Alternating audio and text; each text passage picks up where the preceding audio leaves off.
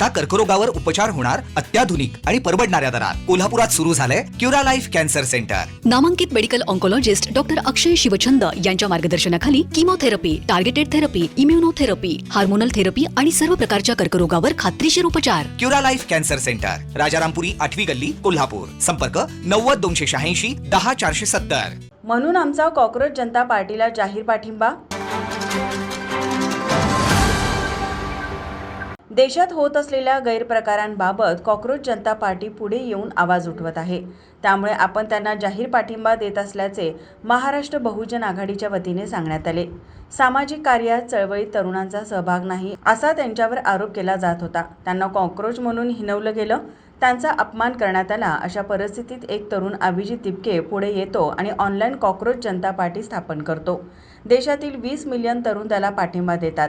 हे भारताच्या इतिहासात प्रथमच घडत आहे। आपल्यावरील अन्यायाची जाणीव त्यांना झाली आहे।